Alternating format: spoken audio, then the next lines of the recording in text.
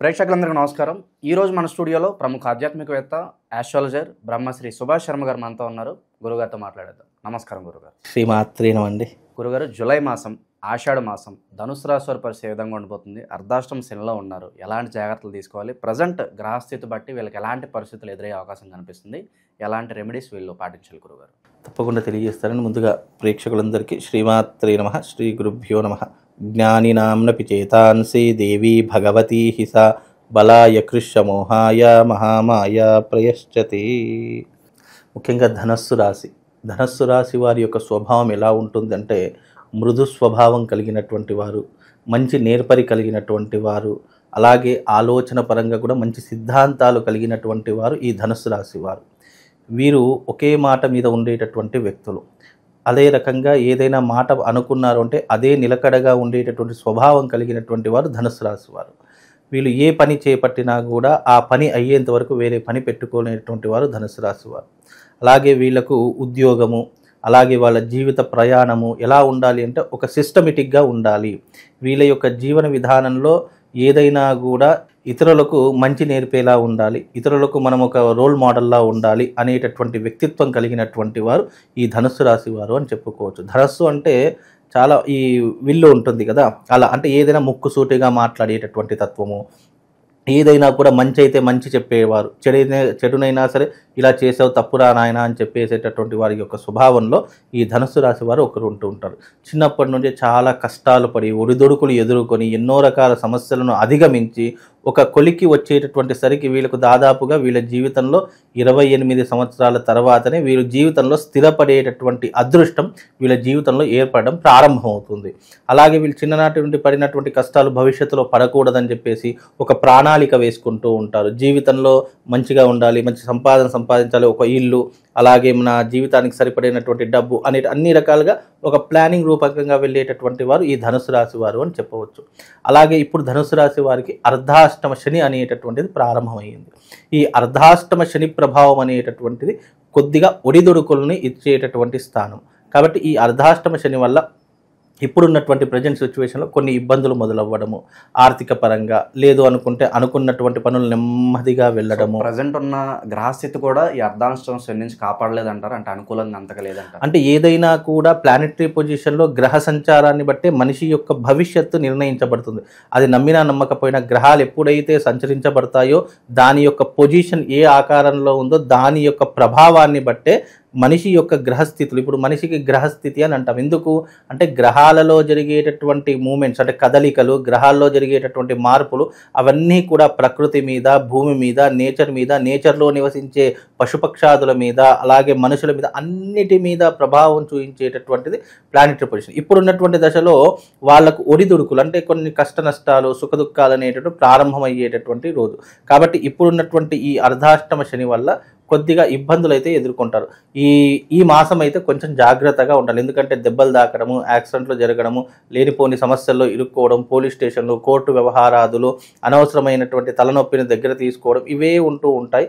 వాటికి కాస్త జాగ్రత్తగా ఉండాలి. వాటిని కొద్దిగా దూరం పెట్టేటటువంటి ప్రయత్నం చేయాలి. వీలైనంత దైవారాధన చేసుకుంటూ మన పని మనం చేసుకుంటూ ఇతరుల విషయంలో జోక్యం చేసుకోకుండా ఉంటే కొద్దిగా మెరుగైనటువంటి ఫలితాలు ఈ రాశి వారికి కలుగుతాయి. అలాగే విదేశీ ప్రయాణాలు చేసుకోవచ్చు. అంటే విదేశీ ప్రయాణాలతో పాటు మంచి ఉద్యోగ అవకాశాలు వెతుక్కోవచ్చు. ఉద్యోగం లేనటువంటి వారికి ఉద్యోగ అవకాశాలు కూడా ప్రస్తుత ఈ మాసంలో జరిగేటటువంటి అవకాశాలు ఖచ్చితంగా కనిపిస్తున్నాయండి.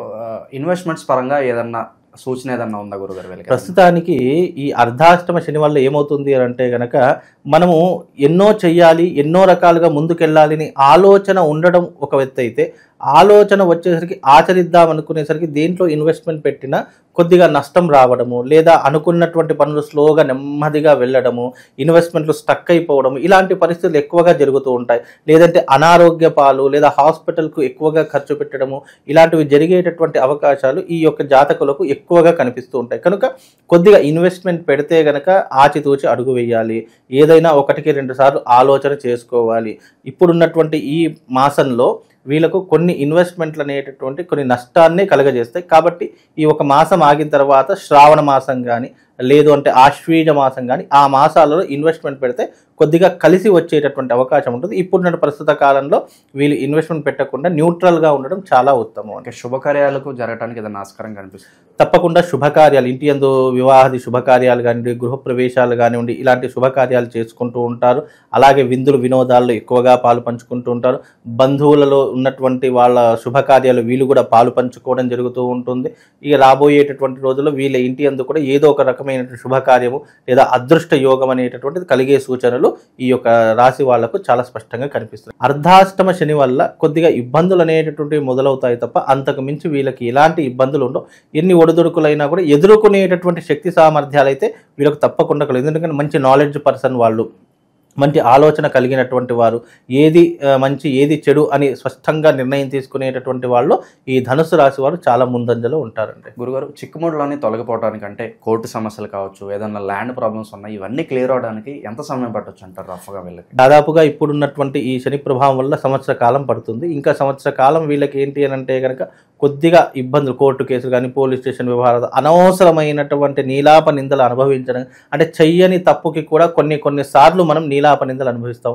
ఫ్యామిలీలో ఇబ్బందులు, ఫ్యామిలీ టెన్షన్స్ అధికంగా అవ్వడము, భార్యాభర్తల మధ్య వైరం ఏర్పడము, లేదా చీటికి మాటికి గొడవలు ఏర్పడము, ఇంట్లోకి వెళ్తే మనశ్శాంతి కరువైపోవడం, ఇలాంటివి ఎక్కువగా జరిగేటటువంటి విషయాలు వీళ్ళ యొక్క జీవితంలో ఇప్పుడు కొనసాగుతూ ఉంటాయి. దాన్ని కొంచెం ఓవర్లాప్ చేసుకుంటూ దాన్ని అధిగమించేటటువంటి ప్రయత్నం చేయాలి. ఏదైనా కూడా ఒకే దగ్గర పట్టుకొని ఉండకుండా పట్టు విడుపులు అనేవి తప్పకుండా ఉండాలి. కొన్నిసార్లు కోపం వచ్చినా తట్టుకునేటటువంటి క్యాపబిలిటీ ఉండాలి. అనవసరమైనటువంటి విషయాలు కలుగజేసుకోకుండా మీ పని మీరు చూసుకుంటూ చక్కగా హ్యాపీగా ఉండడం చాలా ఉత్తమమైనటువంటి అంశం అండి. ఆషాఢ మాసం గురుగారు, ఎలాంటి పరిహారాలు చేసుకోవడం ద్వారా కాస్త ఉన్న పరిస్థితులు మెరుగవడానికి అవకాశం ఉంటుందంటారు? చాలా మంచి ప్రశ్న. ఇప్పుడు వచ్చేది ఆషాఢ మాసం, అమ్మవారి యొక్క వారాహి నవరాత్రి ఉత్సవాలు ప్రారంభమయ్యేటి గుప్త నవరాత్రులు. ఈ మాసం చాలా ఉత్తమమైనటువంటి మాసం. అంటే యజ్ఞాది క్రతువులు ఆచరించడానికి, పూజాది క్రతువులు ఆచరించడానికి, జప తప హోమాదులు ఆచరించడానికి ఇది చాలా అనువైనటువంటి సమయంగా గుర్తించబడినటువంటి మాసమే జ్యేష్ఠ మాసము. కాబట్టి జ్యేష్ఠ నక్షత్రంతో పౌర్ణమి కూడుకొని వస్తుంది కాబట్టి ఈ మాసాన్ని జ్యేష్ఠ మాసం అని పిలువబడుతుంది. కనుక ఈ మాసంలో వచ్చేటటువంటి ఈ ఆషాఢ మాసము తప్పకుండా ఈ రాశి వారికి కలిసి వచ్చేటటువంటి విధంగా వాళ్ళు జపతప హోమాలు చేసుకోవడం చాలా ఉత్తమమైనటువంటి విధానం. వీళ్ళకు ముఖ్యంగా దేవతా ఆరాధన చేయాలి అని అంటే కనుక శివుడికి సంబంధించినటువంటి ఆరాధన చేసుకోవడము లేదా అమ్మవారికి సంబంధించిన ఆరాధన చేసుకోవడం చాలా ఉత్తమం. ముఖ్యంగా ఈ ధనుసు రాశి వారు కనకధారా స్తోత్రం కానివ్వండి, శివుడికి సంబంధించినటువంటి పంచాక్షరి స్తోత్రం కానివ్వండి, ఈ రెండిట్లో ఏది చేసినా వీళ్ళకు కలిసి వచ్చేటటువంటి అవకాశం ఉండదు. దేవతా ఆరాధన ఎందుకు చేయమంటాం? ఫలానా రాశి వారికి బాగాలేదు, ఫలానా రాశి వారికి బాగుంది, బాగా లేనటువంటి వాళ్ళు ఇలా చేసుకోమని ఎందుకు చెప్తామంటే పదే సార్లు నామోచ్చారణ చేయడం వల్ల లేదా దేవతా ఆరాధనలో ఉన్నటువంటి అక్షరాన్ని మనము పట్టుకోవడం వల్ల దానికి సంబంధించినటువంటి పవరు మన దాంట్లో జనరేట్ అవుతుంది. ఎలాగైతే ఒక పవర్ ప్లాంట్ సమస్తమైనటువంటి ఇంటికి కరెంటును అందిస్తుందో అలాగే ఈ యొక్క దేవతా నామాల వల్ల, దేవతా శ్లోకాల వల్ల, దేవతాల స్తోత్రాల వల్ల ఏమవుతుంది అంటే మనిషికి ఒక పవర్ జనరేట్ అవుతుంది. ఒక విద్యుత్ అయస్కాంతం ఎలా జనరేట్ అవుతుందో అలా మన మనిషి లోపల ఏమవుతుందంటే ఒక పాజిటివ్ ఎనర్జీ గెయిన్ అవుతుంది. అది దేనివల్ల సాధ్యపడుతుంది? మంచి వల్ల, పుణ్యం వల్ల, దేవతా అర్చన వల్ల, దేవతా క్రతువుల వల్ల కొన్ని ఆధారపడి ఉంటాయి.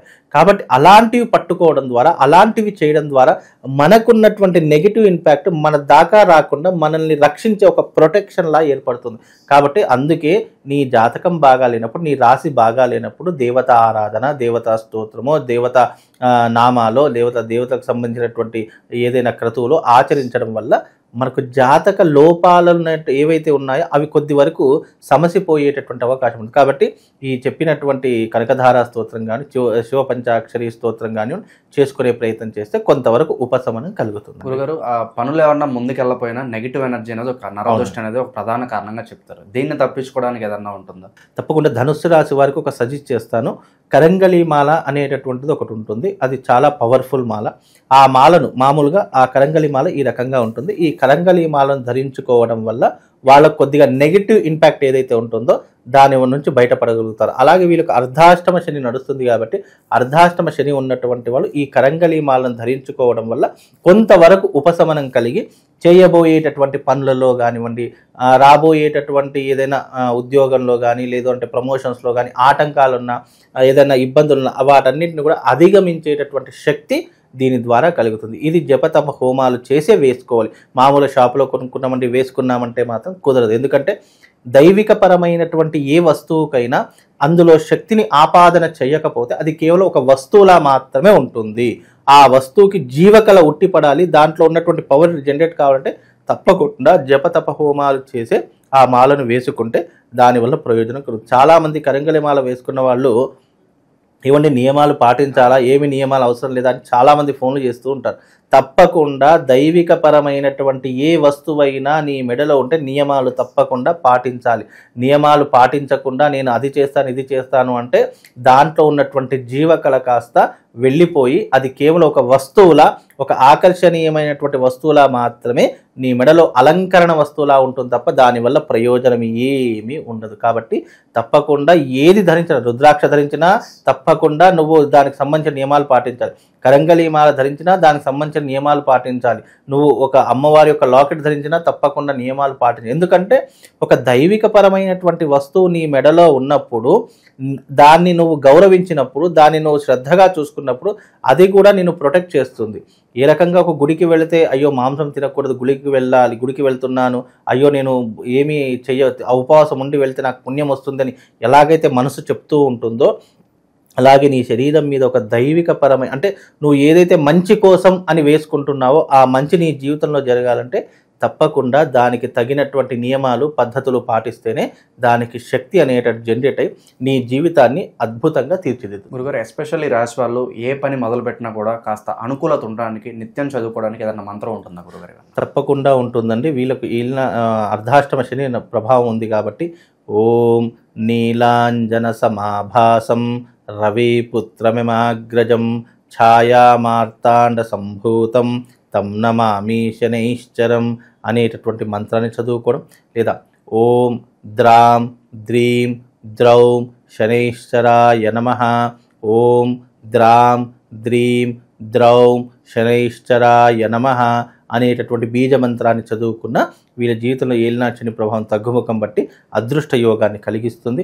అలాగే ఎప్పుడూ కూడా దైవికపరమైనటువంటి మంత్రాలు చదువుకునేటప్పుడు శుచిగా, శుభ్రతగా, ఏకాగ్రతతో, భక్తితో చదివితేనే నీకు దాని యొక్క బలం అనేటటువంటిది, ఆ మంత్రశక్తి అనేటటువంటిది ఉత్పన్నమై నీ శరీరాన్ని ఎప్పుడూ కూడా రక్షణగా ఉంచి నీ వాక్కుని ఫలించేలా చేస్తుంది. నువ్వు ఎక్కడ అడుగు పెడితే అక్కడ పాజిటివ్గా మారిపోయి నీ జీవితాన్ని తీర్చిదిద్దుతుందండి. చాలా బాగా వివరించారు గురుగారు. హోప్ఫుల్లీ ధనుసు రాశి వాళ్ళందరూ కూడా గుడ్ టైం స్టార్ట్ అవ్వాలని చెప్పి మనస్ఫూర్తి కోరుకుంటున్నాం. ధన్యవాదాలు. శ్రీమాన్.